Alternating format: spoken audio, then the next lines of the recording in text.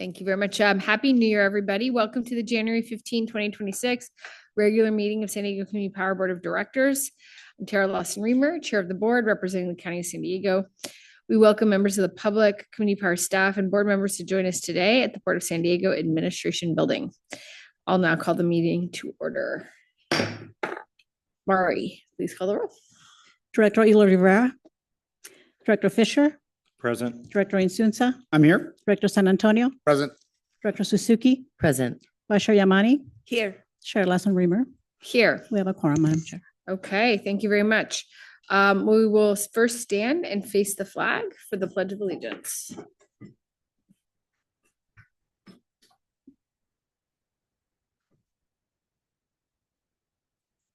Ready, begin. I pledge allegiance to the flag of the United States of America and to the republic for which it stands, one nation, under God, indivisible, with liberty and justice for all. Okay. Okay. Next, we acknowledge that this meeting is taking place on the land of the original inhabitants of the greater San Diego region. A land acknowledgement is a really critical step toward working with Native communities to create meaningful partnerships and inclusion in the stewardship and protection of their cultural resources and homelands. Let's take a moment to honor these ancestral grounds that were the traditional lands of the Kumeyaay. Thank you. We'll begin with a special presentation. Tonight, we're recognizing Adia Castañeda for her service on the Community Advisory Committee from February 2022 to December 2025, and presenting her with this proclamation, which reads, whereas Adia Castañeda brought to the Community Advisory Committee a unique perspective as a local leader and environmental advocate with over a decade of experience driving equity-driven policies across the region, whereas her contributions help foster transparency and community engagement and promote innovative programs that support climate and a just energy transition, with her advocacy, which will undoubtedly soon lead to electric lowrider vehicles. Whereas she has demonstrated steadfast leadership, environmental commitment, and dedication to building an equitable, greener, and more resilient San Diego region, and whereas Community Power is grateful to Ada Castañeda for her steadfast commitment to advance a more equitable and sustainable future for all, and she, along with her fierce Chicana leadership and travel adventures, will be deeply missed as a member of the Community Advisory Committee. So now, therefore, be it resolved that the Board of Directors of San Diego Community Power hereby commends and honors Ada Castañeda for her accomplishments and extends our gratitude for her exemplary service. Thank you.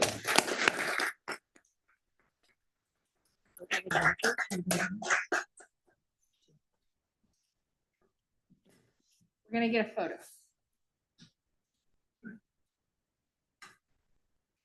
I'm in it. Screw it.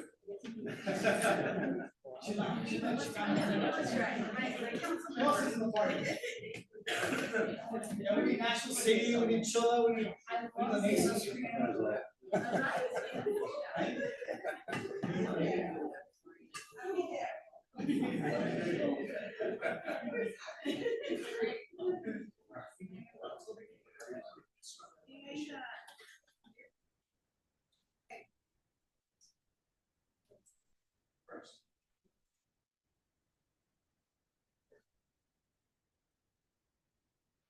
Okay, right here, please. 1, 2, 3. Congratulations. Thank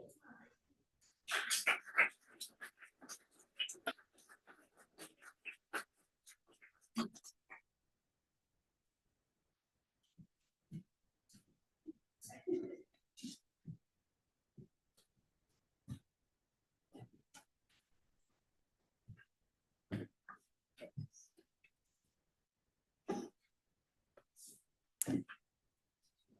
Okay, thank you all very much. I'm now going to move on to some introductions. I'd like to welcome Kelly Wakefield Kylie, thank you. Kylie Wakefield, paralegal, and Paige Sponhias Flynn, procurement analyst, to introduce themselves. And please pronounce your names correctly for me. Sorry. Thank you. Good evening, members of the board. My name is Kylie Wakefield. I am very excited to be beginning as a paralegal with San Diego Community Power. My background is in law and environmental policy and advocacy. Thank you very much. Welcome. Hello, everyone. I am Paige Spinius Flynn. I'm a new procurement analyst at San Diego Community Power. I'm really excited to be here. I come with 8 years of public procurement experience from SANDAG, North County Transit District in the city of San Diego. Thank you. Welcome. Thank you. Okay, thank you all. Are there any agenda items to be added, withdrawn, or reordered? There are none, Madam Chair. Okay, thank you very much. We'll now begin with non-agenda public comment. I'd like to note that written public comments submitted before the board meeting were emailed to board members prior to the meeting and will be posted online. Do we have any non-agenda public comments? We do not, Madam Chair. We do not. Okay. We now move to the consent calendar, items 1 through 12.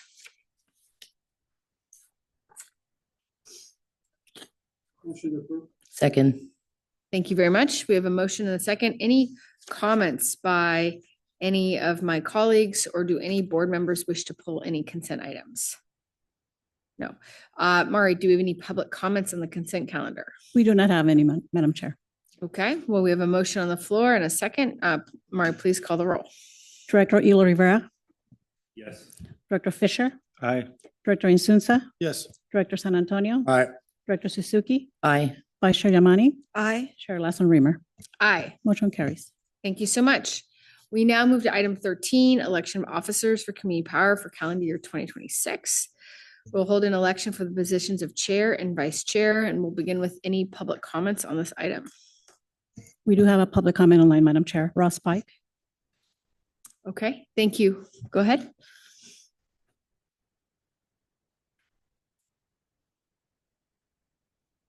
Is someone call in? I'm promoting him right now. Okay.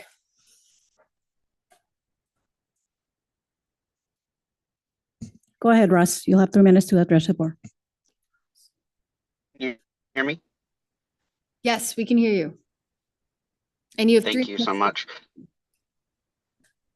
Fantastic. Thank you, Madam Chair. My name is Ross Pike, and I currently serve as a representative for the unincorporated communities on the Community Advisory Committee. And I speak today to ask the board to re-elect Chair Lawson Remer to continue as chair of the board. In 2021, Chair Lawson Remer led the effort for San Diego County to join San Diego Community Power, expanding access to public not-for-profit electricity for residents and businesses in the unincorporated areas of the county where I live. As well as Chair Lawson Remer led the charge to commit San Diego Community Power to 100% renewable power by 2035. I ask that you please re-elect Chair Lawson Remer to another term. Thank you so much. Thank you. We have Any another additional comment, public- Madam Chair. Okay. Serena Pelka. Hi, Please good go evening. ahead, Serena. Great. Hi, this is Serena Pelka, Senior Policy Advocate from Climate Action Campaign, where we're fighting for an affordable, pollution-free future. So as we kick off 2026, we first wanted to just say thank you so much to SDCP staff for your hard work and to each board member. We've really seen your commitment to ensuring that all communities have access to affordable, clean energy and all the programs that support the community from San Diego Community Power.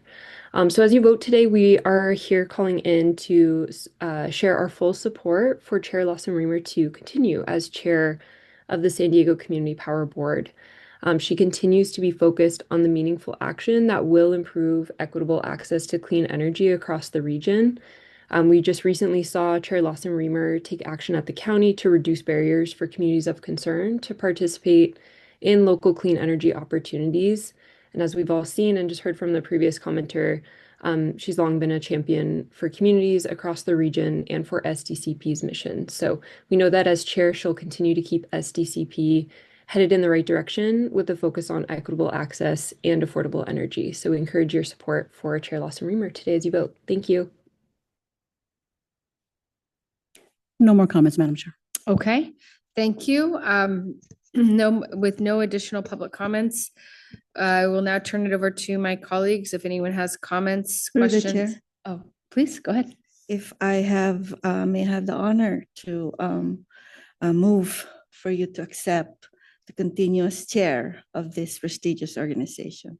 Thank you. I second that. Thank you. Thank you both very much. I appreciate that. If I can make a quick comment, so there's a reason why you were reappointed as chair of the County Board of Supervisors, and you showed fearless leadership countywide. And I think we're in great momentum, so I'm happy to second that motion from Councilmember Yamani. Thank you. Thank you for accepting. Thank you. Thank you both so much. I really appreciate it. That's very much an honor, and I would love to continue. Before we take a vote on this, I think we also, if there's any motions on the floor for vice chair, and we could do it as a. I'd like to make a motion to maintain Director Yamani as vice chair. Second, Okay. only because she makes our meetings a little funnier. You ask the most questions in these meetings, and with FRC, you're certainly you're invested. You're just not here for them. You're invested in what we're doing, and you're very intentional. And I really appreciate about you, council member. We all are, Director. Mhm. Yeah, we all are. Thank you. And also, Director Yamani is very mindful as our chair of the Finance and Risk Management Committee.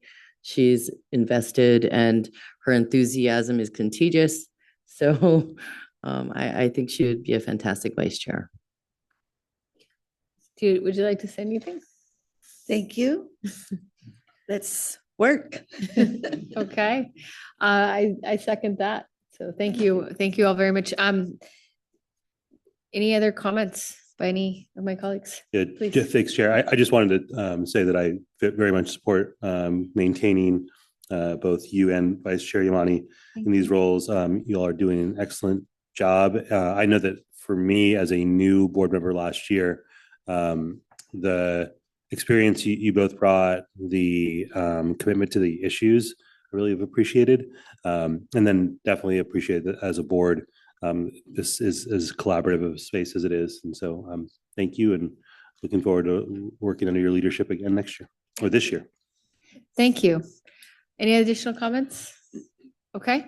With that, we have a motion on the floor to elect myself as chair and Director Yamani as vice chair. Mari, please call the roll. Director Elo Rivera, Yes. Director Fisher, Aye. Director Insunza, Yes. Director San Antonio, Aye. Director Suzuki, Aye. Vice Chair Yamani, Aye. Chair Lasso Reamer. Aye. It carries. Okay. Thank you all very much. I really appreciate it. Thank you. So we now move on to item 14, review and approve 2026 community power rates to be retroactively effective as of January 1st, 2026. Our CEO, Karen Burns, will begin and then turn it over to Lucas, our Senior Director of Data Analytics and Customer Operations, and Tim, our Director of Finance, to present on this item. All right, good evening, board chair, board members, and members of the public. Tonight, as mentioned, we are reviewing rates and asking the board to approve our 2026 community power rates effective retroactively to January 1st of 2026. Since our beginning, our goal has been to make clean, renewable electricity more accessible for everyone. And now this March will mark our 5-year anniversary of serving customers since 2021. During that time, we have always kept our pricing competitive while building a strong financial foundation so that we can serve our customers now and in the many years to come. Today, after several months of deep analysis, we are presenting you with staff's recommendation for a balanced approach to our 2026 rates that provide our customers with the steepest discounts we have ever offered compared to SDG&E, while maintaining responsible reserves in a very challenging and highly volatile market. Before we go into the rates themselves, I want to take a moment to review Community Power's rate development policy with the board and members of the public. We crafted our rate development policy back in 2022 with the goal to create rates that meet the needs of our customers, from cost recovery and avoiding cost shifting to creating competitiveness and protecting our reserves. Each of our objectives aim to create a positive customer experience. The members of our team keep these objectives in focus as our North Star as we take a people-centered, data-driven approach to setting our rates. I could not be prouder of the thoughtful, intelligent, and dedicated public servants on this team who have worked so hard and tirelessly to develop recommendations to the board tonight that put our customers first, both today and over the long term. I really want to thank their efforts in bringing forth a recommendation that will create historic discounts compared to our competitor this year while protecting against a highly uncertain and volatile future. So you'll be hearing from two of them today, but I want to acknowledge the incredible team effort that this has been. I want to thank members of our customer operations, our finance, our public affairs, and our power services teams for the significant amount of work and care that they have put into developing these rate recommendations for you today. So now I'd like to turn it over to our Senior Director of Data Analytics and Customer Operations, Lucas Uto, and our Director of Finance, Tim Magamot. Thank you. Thank you, Karen. Good evening, directors. My name is Lucas Uto. I'm the Senior Director of Data Analytics and Customer Operations. I, alongside Tim Manglamot, our Director of Finance, will be giving you an overview of the staff recommended balanced approach for our 2026 rates. But before we get to today, it's highly important to take a look at the timeline of the rate development process in its entirety. As Karen alluded to, it's an ongoing process. It doesn't mean that everything stops today. On the slide deck in front of you on the left, that essentially encapsulates what the board decision was last year. As a way of background, the board did approve in 2025 discount on our default Power On product, 3%, and 5% for Power Base. Now, there's so many different filings that SDG&E puts forth at the commission, and the staff pretty much every day we're tracking these things to make sure that we can model, we can project what their rates are, and subsequently what our rates could be. And also the PCIA, which again, if you recall, we did give the board a deep dive in the December board briefing or board meeting. But essentially, the timeline that you see in front of you culminates with the staff recommended approach today of offering the most deepest discounts that we've ever offered in our history of serving customers since 2021. Moving over to what essentially staff looks at as far as rates or rate components go, we overall take a look at our holistic financial standing, and then we make a determination of the discount that can be feasibly offered to customers responsibly, the key word being responsibly. And in it, as far as what the components that we look at entail, we look at SDG&E's generation rates, the filings that they put forth.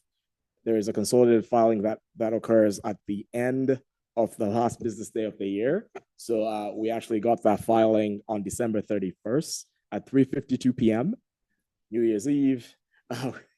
But again, throughout the whole year, we've been modeling different scenarios to essentially set us for success so that we can come in a timely manner to the board, as of today, obviously, to send our recommended rates for 2026.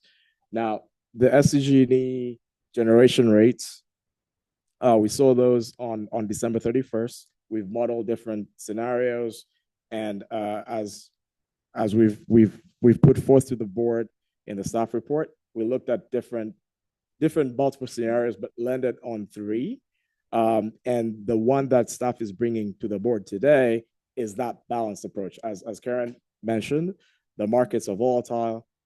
The federal administration mechanics are also volatile, as you all know. But again, we definitely recognize that there is an affordability crisis for our customers. And so we want to make every effort to address their concerns while also ensuring that we can have financial stability not only this year, but for years to come, so that we can offer meaningful value to our customers for decades to come. in terms of the components that go into our rate development mechanics, we look at the SDG&E generation rates. We also factor in the power charge and difference adjustment. And this is a huge X factor for reasons that Tim and Jeb Spangler presented to the board last month. In a nutshell, what is PCIA? It's essentially stranded costs for legacy contracts that were executed by the investor-owned utilities such as SDG&E to serve customers, and then customers, as a function of community choice aggregation, right? Those customers depart bundle service, but again, the IOUs in this instance have to be made whole, right? So this PCIA construct it's a big X factor. It's a material mover of how our rates can vary up or down. We also factor in franchise fees, and then lastly, we end up with our community power generation rates, which is what we're bringing to the board tonight.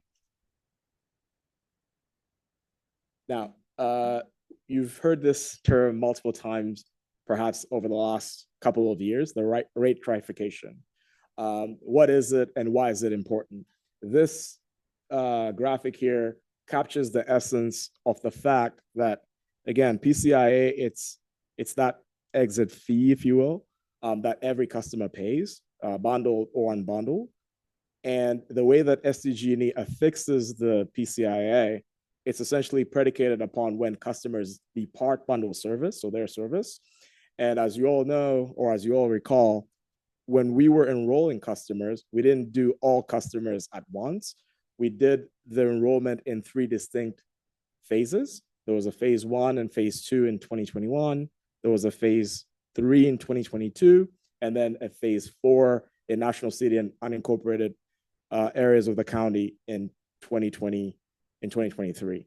Now, because of the nuances associated with when customers departed bundle service, SDG&E essentially allocates a different PCIA vintage year subject to when these customers departed their service. And so for us, our customers are essentially bucketed into 3 distinct vintage years, and those vintage years have different PCIA charges, right? So taking all of that into account, if you look at the illustration on this slide, the commodity rate is the same for all customers. The PCIA, as you can see there, is slightly different for the 3 sets of PCI vintage years. However, what the board does is we want the customers to essentially get the same benefit, right? Regardless of when they came into our service. And so this rate trifurcation is critical in ensuring that all customers, regardless of when they came into San Diego Community Power Service, are getting the same intended benefit or the same intended discount. And so because of that, we have to set 3 sets of rates, hence the term rate trifurcation. And so in that example over there, you can see that the resulting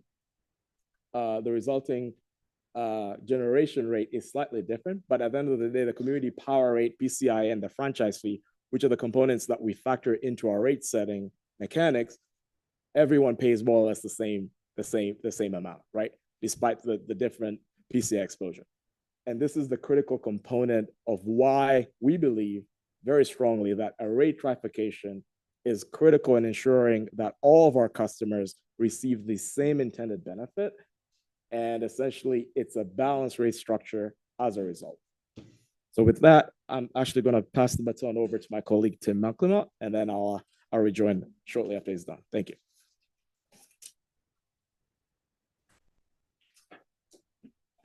Good evening, Chair Lawson-Remer, Vice Chair Yamani, members of the board. For the record, my name is Timothy Mangelmott, Director of Finance, and thank you, Lucas. Next slide, please. So when Community Power is putting forward these rates in front of you today, we analyzed several different rate scenarios. In every scenario, we knew that we needed to offer our most price-sensitive customers a rate that can keep their energy bills as flat and as affordable as possible, especially as costs continue to grow. That's why you'll see in the 3 scenarios that we're putting forth today, we're proposing to keep our power base product at a 10% rate discount over SDG&E in all 3 scenarios.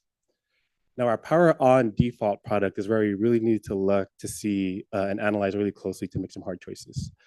So you'll see in the three scenarios, we really looked at that power on discount. And if you look at the left at the conservative scenario proposed a 3% power on discount, which one would provide a high level of reserves for community power, especially with those risks that we presented last December when we did the risk and reserves analysis. But at that 3% scenario, it didn't provide our customers with as affordable rate as we could potentially provide for our customers. And then we looked at the 5% uncertain scenario. Now, while the 5% uncertain scenario does provide our customers with a little bit more affordability, that 5% scenario did have some question marks as it relates to reserves. Again, we did a reserve analysis last month, and at that 5% scenario for power on, it did jeopardize our position with reserves and the long-term viability of the agency, especially as we look towards 2027 and a potential PCA snapback that we potentially look forward to. And then that brings us to the middle with the staff recommended balanced scenario. The balanced scenario proposes a 4% power on discount, a 10% power-based discount, and together, those discounts comprise the biggest discount that community power has ever provided in our 5-year history. That balanced scenario also gives a level of affordability for our customers, and then it also preserves our reserves in a way to protect the agency for the future and to continue to provide our customers with a rate discount in years to come. So that was the staff recommended scenario with the balanced approach. Again, 4% power on discount, 10% power-based discount, and the biggest rate discount that we've ever provided in our history. Next slide, please. This slide might look familiar. Last month, we did a really long presentation on PCIA and risk and reserves. But then one key goal that we have as an agency is always to try to keep our prices low for our customers. But as we're looking at trying to keep prices low, one of the big things we must look at is our risks and making sure that we have enough reserves to mitigate that risk. Again, our risks are pretty high. There's energy volatility, market price benchmark volatility, there's cybersecurity risk, uncollectible risk, et cetera. And all of these things together make it so that we have a 270 days cash on hand, high-end reserve target that the board approved last month. So when we went to set these rates, and as we're putting forward the staff recommendation for the balanced approach, we really took a close look to make sure that these risks, which again could happen at any time, are protected for the agency in the way of building reserves with that balanced approach. Next slide. And then again, as mentioned last month, PCIA is by far the biggest risk factor for the agency. Again, as by way of reminder, and for those in the public who want to get a more deeper dive, you could feel free to pull up the December presentation where we went to excruciating detail on PCIA. But the PCIA is calculated by the California Public Utilities Commission, or the CPUC. And when a customer leaves an investor-owned utility and goes over to a CCA like San Diego Community Power, the customer has to pay that PCIA fee. That's part of the reason why we do factor that into our rates. And that's factored into that 4% discount that we're offering because the customer has to pay the PCIA. And then again, by far, the PCIA is our biggest risk factor and was one of the key considerations that we considered as we're proposing that balanced approach and that 4% power on discount. Again, to try to build reserves to mitigate a potential PCIA snapback. Next slide. That PCIA risk is not unfounded. If you just look to our neighbors in the north, at Pacific Gas and Electric Territory in particular, some of our CCA sisters are having to face some really tough choices. There are some CCAs to the north right now that are either dipping into their reserves pretty substantially, or they're having to offer pretty substantial rate premiums over their investor-owned utility counterparts. Some are needing to raise their rates by 20% or even more due to this PCA snapback that we talked about as part of our biggest risk factor in that chart presented earlier. This is something that could occur for community power in 2027, and it's something that we really took a really close look at as we were setting that rate and proposing that balanced approach. We believe that balanced approach does provide enough headroom to be able to mitigate against that risk in 2027, And we also believe that that balanced approach gives community power the ability not only to persevere for years to come, but again, to offer and continue to offer discounts to our customers, again, for years to come. Next slide. So there are also 3 other items that are actually good for our customers potentially, but they represent some unknowns for the organization. The first one there is just kind of the smoothing of rates, so that instead of for most of our residential customers, rather than having a cheaper winter rate and a more expensive summer rate, we're proposing to smooth out rates for the entire year, effective January 1st. I grew up in San Diego. I was born and raised, and every year, every year you always see the new cycle. In May of every year, when we have winter rates, it's a little cheaper rate for our residential customers. And then in June, when our summer rates kick in, those rates go up pretty substantially from winter to summer. And then in July, you always see the news story that says, "Oh no, the summer rates have kicked in, energy bills are really high," and it's a new cycle that you see every year. With this smoothing out of rates, that dynamic won't play out as much for our residential customers. Instead, what you'll see is one flat rate for those residential customers throughout the year from January to December, so that you're not seeing that differential between the winter and the summer rates that happens every May to June. The second thing that's going to happen here is our time of use customers will just have more control over the electricity that they're using. In particular, what's going to happen is on the weekdays between the hours of 10 a.m. to 2 p.m., our time of use customers will have super off-peak hours that are initiated for those customers. Now, what that means is the customers do have a choice to be able to save a little bit more money in the way of just using more electricity during those super off-peak hours where electricity prices are significantly cheaper than what they would experience in those on-peak hours between 4 to 10. Again, just speaking out of personal experience, in my house, I always make sure to turn off the lights between 4 to 10. Don't use the washing machine and the dryer between 4 to 10. So it's one of those changes this year that should help our customers take advantage of just more affordability and ways to save money. And again, that's super off peak between the hours of 10 a.m. to 2 p.m. And then the third thing that we expect to occur effective April 1st is we expect there to be a new breakout of our large and medium commercial customer class, such that the medium customer class will be broken out as its own customer class moving forward. Again, these are 3 new things that we expect to occur this year. The overall effect of what might occur, we don't have enough data to determine what might occur with those. And it's also part of the reason, again, because of these unknowns, because of those risk factors we mentioned earlier, that we do propose a balanced approach. Again, one that provides affordability for our customers, but also balances against those risks and some of these unknowns that you see in front of you today, just to preserve the agency and to keep our rates low for customers in years to come. And with that said, I'll turn it back over to my colleague, Lucas. Thanks. Thank you, Tim. And so now what does it look like in terms of what customers can expect to see? This slide captures the projected residential bill impact for a customer on tier DR1, which is our most populous residential rate. I want to specifically call to your attention a few notable lines. If you look at the change in generation line, you clearly see that our generation rates are coming down. So you do see a credit of $16.04 under the 10% power base discount option. And then when you move to that balance recommended scenario that staff is proposing tonight, you do see also a credit of $13.92. However, if you look just under that line, so the change in PCIA, that is a charge that essentially is higher than the reduction in generation charge, right? And the most important takeaway here is that community power controls just the generation component out of the total bill. The PCIA franchise fee, those we factor in as what I presented in the previous slide.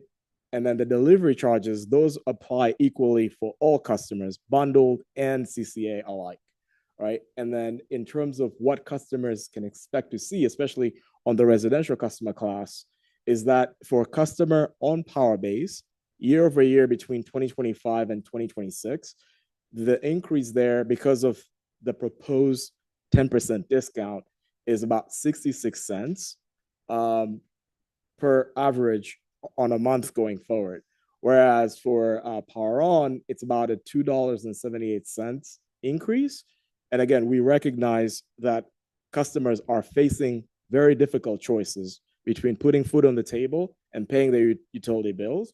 But in this example, it is clear that we are doing our part as a not-for-profit agency that keeps the well-being of our customers at the forefront by essentially reducing the component out of the total bill that we control, right? Our generation charges are essentially going down. And you'll see this in subsequent slides when I preview what customers in other customer classes can also expect to see. But before I get to those, I specifically want to take a moment to highlight PowerBase. Again, this is our most affordable service offering that the board approved in 2024. And essentially, it's geared towards meeting the needs of our most price-sensitive customers. Now, when we took this new service offering to the board back in 2024, we did actually cap the load capacity allocation that can participate in that service offering to 15%. But then we also did telegraph to the board back then in 2024 that we would go back to them once the participation by load reached 10%, right? So then that way we could analyze the trends to see who was actually taking service into that offering before we could come back to the board with recommendations in terms of what should be done for the remaining 5% capacity.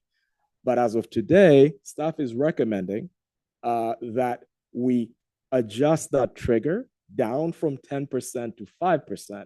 The reason being, we would like to do a very targeted marketing engagement and outreach effort to reach those customers that essentially do need this product, right?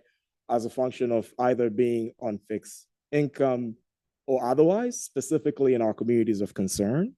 And as just additional context for the board, when this product was introduced in 2024, we didn't actually actively market it, right? And the reason for that was we were trying to ascertain the baseline and see how customers would respond. We essentially used it as a retention product. So if we were talking to a customer, either through our contact center or when we're tabling outside in the community, and somebody was expressing the fact that, hey, I worry about my bill, I don't have the means to pay, we would actually offer that product so that they could get the 5% discount that was intended back then. Obviously, with the proposed discount being doubled now to 10%, right? We want to make sure that we're reaching those customers that definitely do need this service. And with that, our public affairs team will be conducting a very targeted campaign to make sure that we are reaching all of those customers that may perhaps need PowerBase. And so with that, the staff recommended approach for the board's consideration is to adjust that trigger from 2024 from 10% to 5%. Moving on to the next slide. So then what does it look like for customers in general in terms of the projected residential bill impact? So this captures TODR1. This is our most populous time of use residential rate. The delivery charges are the same. They apply equally for a customer, whether they're an SDG&E bundle service and or our service. The piece that I specifically want to call attention to is based on the 2024 power content label. You can clearly see that in terms of the renewable content of our products, we are a lot more superior than the competition. 41% RPS for SDG&E versus 45 RPS for our PowerBase, and then obviously 53 RPS for Power On, and 100% product that the competition no longer has. But again, in all instances, and you see this for all customer classes that I'll be previewing, the savings that customers can expect on power base across their total bill, it's approximately 3%. You can round that up to 3.5%. For power on, it's about 1.25 to 2.8%. And then for those customers that want 100% renewable product offering, it's at a slight premium of about 1%. For a typical residential customer, that amounts to about $33 more than paying for SDG&E bundle service. And this is true for pretty much all of the subsequent customer classes that I'll be previewing. On to the next slide, please. So what does it look like for a small commercial customer? It's more or less the same story. You can clearly see that for a small commercial customer on power base, we're projecting that they'll experience total bill savings of about 3.6% on power base versus SDG&E bundle service. And from power on, about 1.45%. And then on the 100% renewable, it's again about a 1% premium, right? And this is also true also for a large customer. On to the next slide, please. So this captures ALTOU on secondary voltage. This is one of our most populous large, medium commercial customer, and more or less similar story. Power base about 4.6% savings across total bill, 1.85% on power on, and then about 0.5% on power 100. So this essentially captures all of the projected bill impacts that customers can expect to see. And the one big takeaway for the board and the general public watching tonight is the fact that we are required by the California Public Utilities Commission to work with SDG&E to curate a joint rate comparison that essentially captures the mechanics that I previewed here. And that requirement has to be completed within 60 days of either entity changing their rates. So the fact that SDG&E had a rate adjustment effective January 1st, and we are proposing a similar thing retroactively, implies that customers should expect to see this joint rate comparison around the March timeframe or earlier. So to wrap everything up with the staff recommendation, again, it is our distinct pleasure to recommend this balanced approach that essentially gives our customers the largest discount that we've ever offered since starting serving them in 2021, a 4% discount on our default power on product and 10% discount on power base. Obviously, in all instances, as we saw earlier, our service offerings are a lot more renewable than the competition, a lot superior in terms of the value prop. We are definitely looking to maintain our current reserve levels and work towards the target that the board approved last month. But again, always keeping the customer as the cornerstone of what we're doing and how we're doing it, giving them this deepest discount in our history, while also preserving our financial standing so that we can weather whatever that comes our way in 2027 and beyond, to allow our agency to continue offering meaningful value proposition to our customers. Obviously, this balanced approach allows for us to satisfy our credit obligations. It allows the agency to prepare for market fluctuations. And again, as I was mentioning earlier, will allow for staff to adjust the power-based trigger from 10% down to 5%, just so that we can allocate that capacity to those customers that need it the most. And with that, that concludes our presentation for tonight. We're more than glad to take any questions. Thank you. Thank you so much. Before we move to public comment, just want to ask if any of my board members have any questions on this item. Chair, but Go ahead, Oh, please, Vice Chair. Director. Go ahead, Director. I really appreciate all the work on this. Thank you for the briefings, both briefings on this. And we understand a lot went into this. I want to make sure the community has a clear understanding of how to access the best rates that they can possibly get. So can you talk to us a bit about what those plans are? Absolutely. Thank you for that question, Director Ella Rivera.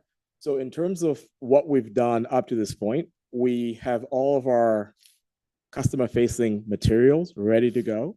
That entails an updated contact center script for our agents or for our customer service representative, for whatever customers call.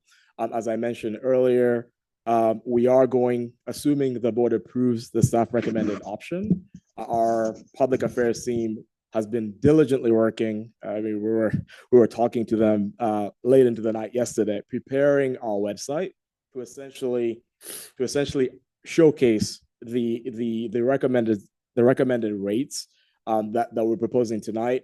We are also going to embark on a marketing, education, outreach targeted effort to those communities that require additional resources in terms of understanding what offerings are available to them, just so that they can be well informed to exercise their choice. Again, what Community Power stands for is offering customers choice.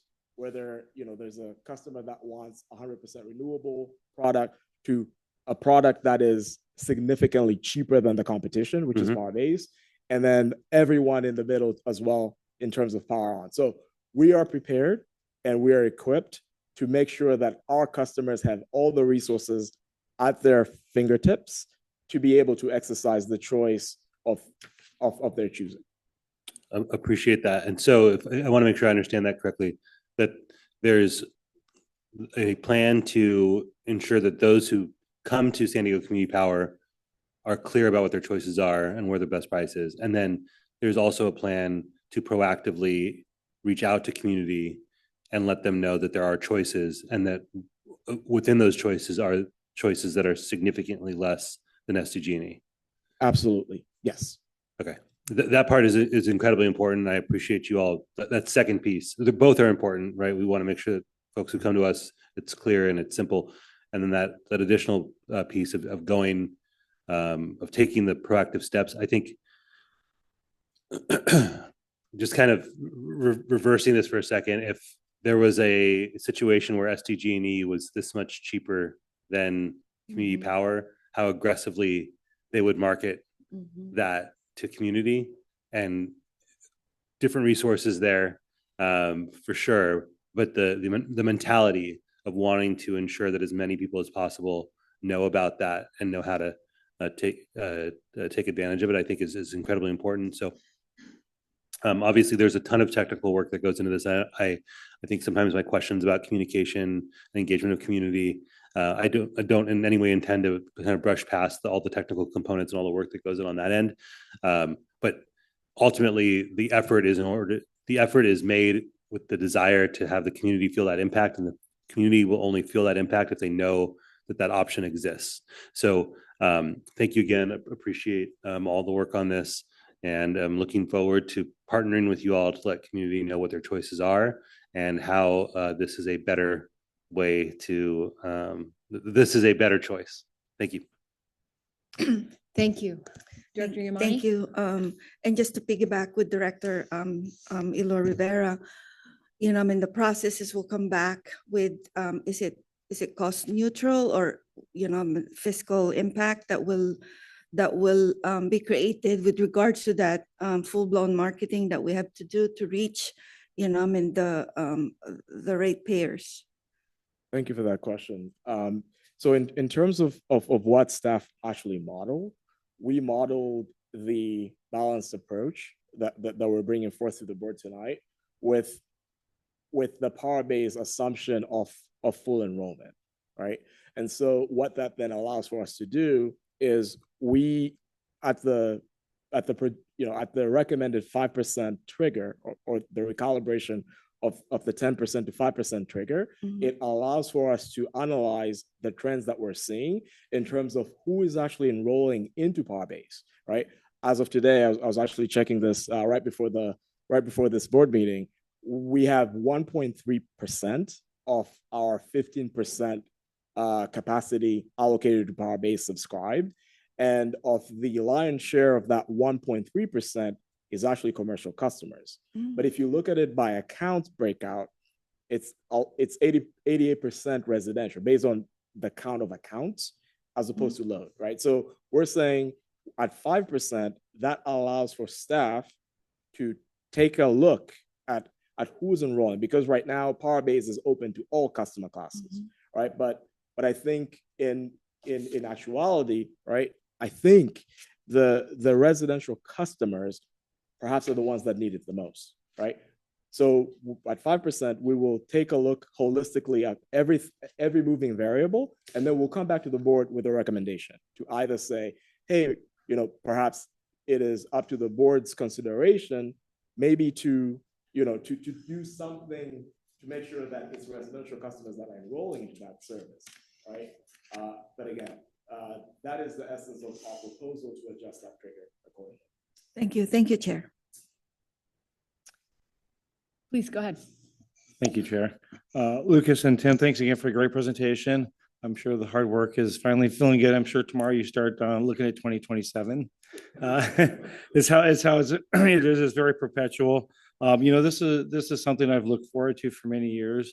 I've been an outspoken advocate for our community, of making sure this county community power has provided the promises that were made back when we enrolled our entire city in it. We've have a few people who have opted out, including a couple of council members. So I'm excited that our next council meeting, I can actually speak up and talk about the great savings that I knew would come at some point. And I think the balance approach of looking at the agency and also at the ratepayers and finding a great balance is super important. You figure out how to find that. As I look through the slides, the one thing that continues to be the thorn in my side, I'm trying to figure out, and I'm sure you may share the same sentiment, is the PCIA. I continue to not really understand how this works, because I feel that perhaps the state of California doesn't like clean energy or people who provide clean energy. We've heard that the state is wanting to move to no gas-powered cars being sold in 2035, only electric vehicles, no gas stoves, things like that. But they continue to allow these large agencies like SDG&E to control a market without playing fair. You have different CCAs throughout the state who want to do the right thing to provide clean energy, and yet there's no protection for them against the big guy. The great payers always lose. And this is unfortunate. That's not how this country was created. We were created on a market system where if you could provide something at a lower cost, it should be a lower cost to the person who buys it, and not because of this great conglomerate of whatever it is. And I hope that at some point in the near future that we have some type of policy advisors, that we get back to Sacramento and honestly beating the heck out of them with their own bat, because they're the ones who continue to talk about the importance of clean energy, the importance of moving forward in the right direction for the future and for the betterment of our children and our grandchildren. But the now is that we still continue to have the overburden, and the overlooming cloud of PCIA on every rate setting, basis that you're going to look at. It seems like the most volatile thing that there is. And I will be honest with you, I don't think that it's a very honest thing from what they tell us. I have a feeling there's a lot that goes on, that a lot that has gone on behind closed doors. And I'm not trying to create some type of conspiracy theory, but I can tell you that the magnitude of these large power suppliers who have ruled the roost for so many years and so many decades in California continue to do so, despite so many residents in California wanting to do the right thing and to be part of something that provides clean energy that will ultimately help us in the future. So sorry about my long tirade about it. I just feel really unfortunate that PCIA looms over us, but I want to celebrate the now. We should be doing the touchdown dance, and Congratulations to you and the team and to everybody with Community Power, because it really is something to celebrate. And I hope that those in the community of Imperial Beach will understand that the hard work that went into this, and that San Diego Community Power follows through on their promise. So thanks. Thank you. Thank you. Any other comments? I just want to take a moment to acknowledge that we're in the position we are now to, I think, hold steady and offer a bit of a discount despite enormous headwinds on rates across the state of California, because of good planning and good decisions by Karen and the team over the last 4 years that have put us in a strong position today. So thank you for this work on this set of rate proposals, but also the underlying work of thinking through our power procurement contracts and how to get ourselves in the best possible position so that we are able to do what we're here to do, which is deliver the lowest rates we possibly can and clean energy for our consumers. So, and I think we're all in agreement about the perplexity and the aggravation of the PCIA, and heartened to hear that Karen is continuing to work in the background on trying to figure out what else we can do in the long term on this front. So thank you. We'll move now to public comment. We have none, Madam Chair. No public comment on this item. Through the chair. Sure, please, Director Yamani. Move to approve staff recommendation. Okay, we have a motion by Director Yamani to approve the staff recommendation. Do we have a second? Second. Oh, you go ahead. You take Okay. it. Thank you very much. We've got a motion and a second. Mari, please call the roll. Director Elo Rivera. Yes. Director Fisher. Aye. Director Insunza. Yes. Director San Antonio. Aye. Director Suzuki. Aye. Vice Chair Yamani. Aye. Chair Lassen Reamer. Aye. Motion carries. Okay, thank you all very much. It's good. Good. Congratulations. Yes, good Congratulations. job. Let's not. Good job. Let's not. Good lose that. Okay, we now move to item 15, approve professional services agreement with PS Hummingbird for enterprise resource planning, implementation, and other as-needed services for a total not to exceed contract of amount $1 million. I'll turn it over to Tim. Thanks, Chair Lasser-Numer, Vice Chair Yamani, Board of Directors. Again, my name is Timothy Mangelmott. Still jumping, Madam Chair. He's very happy. My name is Timothy Mangelmott, Director of Finance, for the record. I have the pleasure of introducing an item for recommendation to approve a contract with PS Hummingbird, which is essentially an ERP software. Also turn it over to Christopher Doe, who did the bulk of the heavy lifting for this presentation. But for this ERP software that we're proposing to move forward, this really is a key initiative for the agency. One of our strategic goals under financial stability is more financial controls for the agency. And then in addition to that, the board has seen many initiatives just for our data governance effort. So the PS Hummingbird ERP software really is a big initiative to kind of support both that strategic goal and the overall data governance for the agency. As the agency continues to mature, we're a $1 billion organization. We need a proper system with controls. We can no longer rely on spreadsheets. And so this system really is the system that'll get our budgeting tools to the modern day ERP software that most agencies our size and I think in America have. So with that, I'll turn over to Christopher Doe, who did all the work on this. I'll give the presentation next.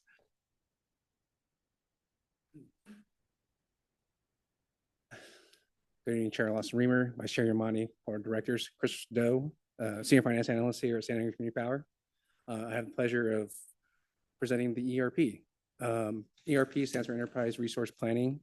It's a tool to centralize platform for the things listed on the slide. These are core functions of any large organization, such as ourselves. So it will be a one-stop shop, but we're looking specifically in the scope for Community Power for our operational budget, or capital investment plan, procurement, and for contract management purposes. Looking forward to possibly expanding that into accounting, payroll, and HR. As Tim mentioned before, this is a bigger part of our greater IT project, the EDP. So let's jump into why we need it. Operational inefficiencies, compliance risks, and growth constraints. As Tim mentioned before, we're in spreadsheets and we need a system. And that is our operational inefficiencies. There's a lot of risk that comes along with that with manual work. And currently we're growing our program portfolio.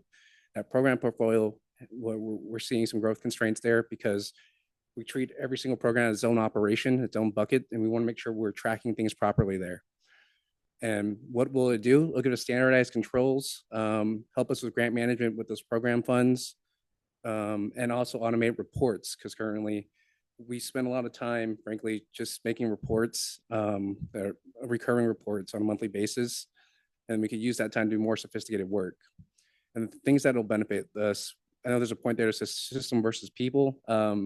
System versus people aspect of it is really, we want to think long-term instead of investing in or expanding our headcount in the finance department. We want to get a system in place to optimize our current staff to do the sophisticated work. And again, I want to reiterate that we want to mitigate the risks because currently we're in spreadsheets. We need a system. It's a modern solution to these serious risks that we could face. Now, on this slide, it's an overview of how we got here today. June 26th, the board approved the budget and the capital investment plan for the fiscal year that included the $1 million budget for the ERP. August 20th, we posted the RFP and then subsequently closed on September 17th. We spent a few months, most of Q4 of 2025, reviewing those competitive bids and made a selection to bring to the board today. And then we look forward to, well, if approved, look forward to kick off implementation end of this month or beginning of next month. The vendor we selected is called PS Hummingbird. PS stands for Public Sapient. PS Hummingbird is a subsidiary of this larger group, and we were impressed with their experience in energy and commodities from organizations of any size. And what specifically stuck out to us and why we selected them was their unique partnership with Microsoft and their experience of implementing a Microsoft ERP solution. And that Microsoft ERP solution we have here is called Microsoft Dynamics 365 Finance and Operations, or F&O for short. There's an updated name that you'll probably see in your staff reports. They're called Finance and Supply Chain Management. So excuse the slide for not being updated.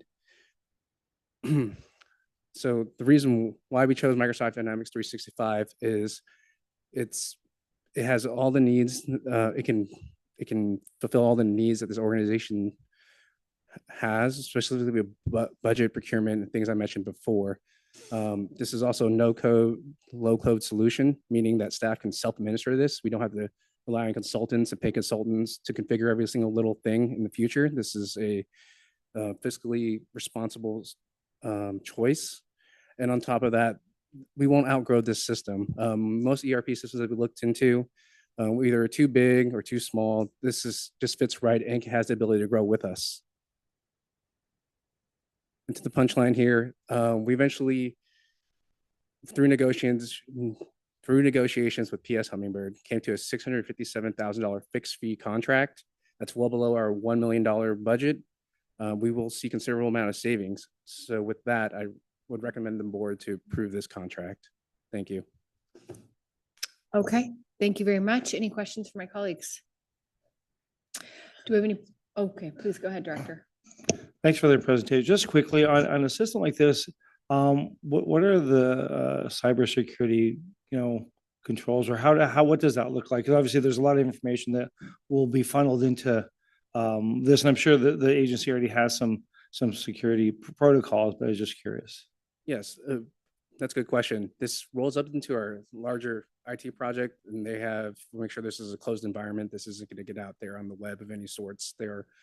We take security very seriously. Our consultants and our IT team will work closely together to ensure that. And this belongs to that enterprise data platform. It'll be a part of that system. And again, I think that answers your question, I hope. Yeah. Thank you. Director Yamani? Yeah, thank you, Mr. Doe, for your presentation. I appreciate the fact that, you you do your due diligence and have this economic relationship with the vendors, that they can give us this kind of discount in order for us to, with the same parameters that you have requested. And so I am supportive of this. Thank you. Thank you. Thank you very much. Any of my other colleagues, any directors, have any additional questions or comments? Okay, public comment? None, Madam Chair. Okay, we have no public comment on this item. Madam Chair, move to approve recommendation of staff. Thank you. Okay, we have a motion on the floor in a second. Please call the roll. Director Eloy Rivera. Yes. Director Fisher. Aye. Director Insunza. Yes. Director San Antonio. Aye. Director Suzuki. Aye. Vice Chair Yamani. Aye. Chair Lassen Reimer. Aye. Motion carries. Thank you. Okay, we now move along to item 16, approval of professional services agreement with Tenaska Power Services for scheduling coordinator services.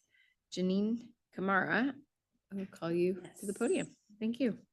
Well, good evening, Board Chair, Board of Directors. I'm Janine Kamara, Director of Portfolio Management, and here to talk about scheduling coordinator services and looking for the approval to the agreement with Tenaska Power Services for the initial 3-year term with 1-year auto renewal terms for a not to exceed amount of $2 million over the initial term and not to exceed 1.5 million for any renewal term. No. All right, scheduling coordinator services. So some high-level background, 24/7, 365-day a year schedule coordination of Community Power's load and resources is a requirement of day-to-day operations. Community Power first contracted for scheduling services with Tenaska Power Services back in June 2020, following a competitive solicitation. Reminder, the current agreement is going to expire on April 1st, 26. That agreement also includes daily load forecasting and energy storage optimization services. With that termination in mind, staff last year had a solicitation where we reevaluated best fit for all of those services. Load forecasting, energy storage, the board has already approved, and this is the final piece here tonight for scheduling. And I also quickly wanted to point out the picture that's on the slide. This is from our brand new Aeroleaf facility that just reached commercial operations last month. And Tenaska is actively scheduling and monitoring this unit 24/7. All right, so scheduling coordinator services, they're required because we are part of the California Independent System Operator, or the California ISO. Basically, the California ISO, they are the grid operator for roughly 80% of the state, including the San Diego area and including our customers. It's the California ISO that is responsible for continuously maintaining the balance of electric supply that is on the grid each hour of the day. The image I included here is a high level kind of day. It shows hour by hour, the stacked energy supply and the forecasted demand. And really, CAISO's markets are dispatching that energy supply on a 5-minute basis to meet demand. And so as demand is going up and down, it is the California ISO that is reacting and moving up and down the power generators that are connected to their grid. They do other things. They manage flow across high voltage power lines through their wholesale market. Their market also allocates transmission space. It maintains operating reserves, and it matches buyers and sellers of electric products. The California ISO also oversees high voltage transmission planning in the area. So it's through the California ISO's processes that we are able to contract for new resources, connect them to the electric grid, access the transmission to be able to deliver ultimately to our customers. And so as part of the California ISO, a California ISO scheduling coordinator, or an SC, they're an entity that is registered to transact and do wholesale business directly with the California ISO, and they're registered to coordinate some of these market operations. So SCs, they submit bids to buy and offers to supply energy, and for all types of entities, whether it's a load serving entity, whether it's a single power generator down the street, everybody needs a registered SC to be able to participate in the California ISO markets. And we at Community Power supply our customers electricity around the clock. And it's through the scheduling coordinator agreement that we're able to meet the ISO's tariff requirement for a 24/7 point of contact. All right. So effective dispatch of energy supply and really effective market participation does rely on this 24/7 scheduling coordination.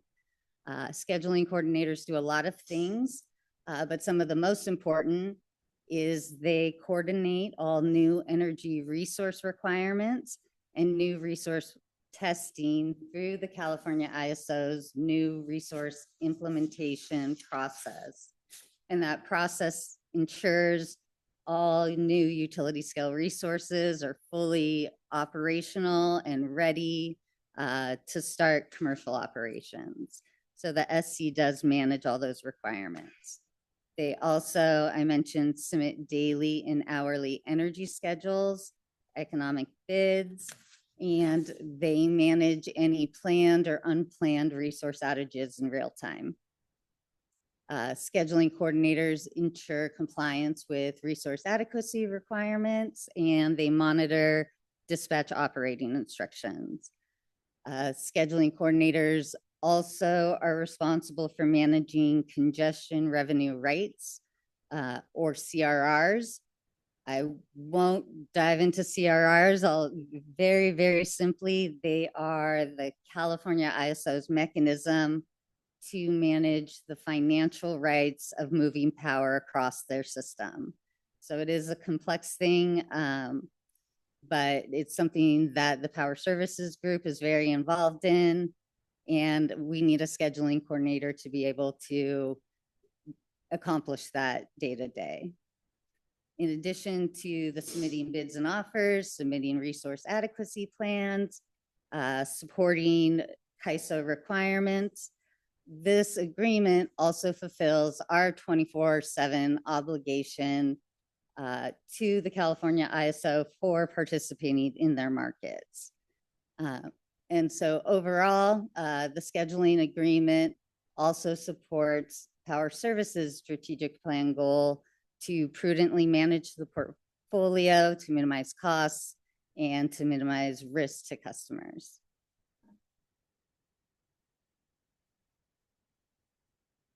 All right, so following a competitive solicitation, staff is recommending approval of the 3-year agreement with Tenaska.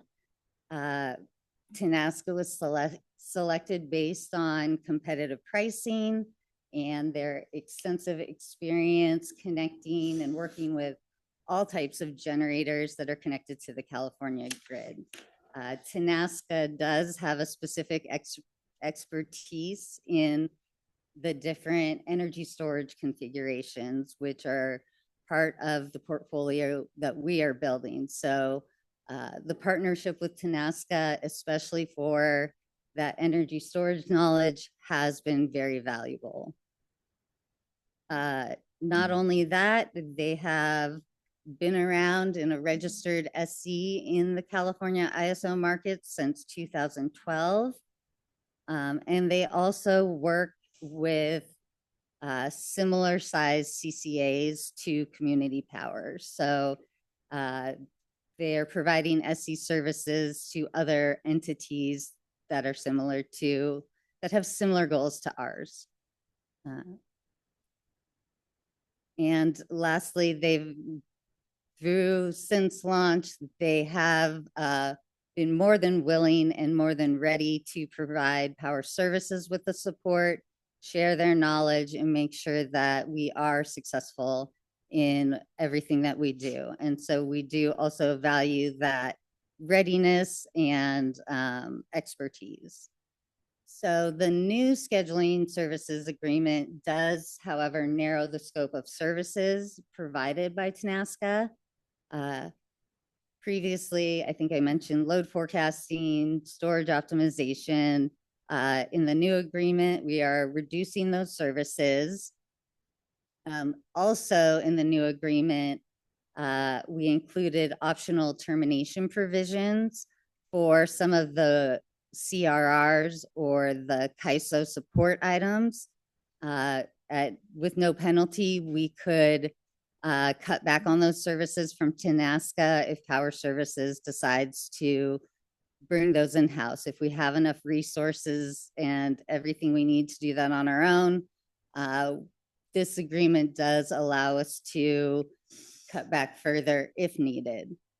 Also, we are excited about this new structure because it does accommodate the flexibility needs of a growing portfolio.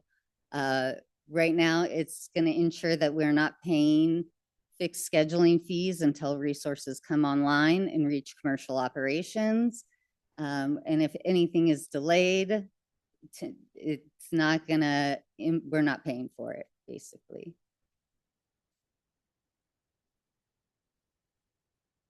All right. And so overall, this agreement will not exceed $2 million over the initial 3-year term. And similar to, I think the last time I was here, that term is meant to provide time for the onboarding of the majority of what we currently have planned in our portfolio. The $2 million is also based on every single one of those resources coming online as currently approved. And annual renewals are not going to exceed $1.5 million. I mentioned it, but the updating pricing structure in this agreement includes fixed monthly fees for scheduling daily loads, fixed monthly fees for providing those CAISO and CRR support services, and then variable monthly fees that are based on the number of generating resources or storage resources that ultimately reach commercial operations.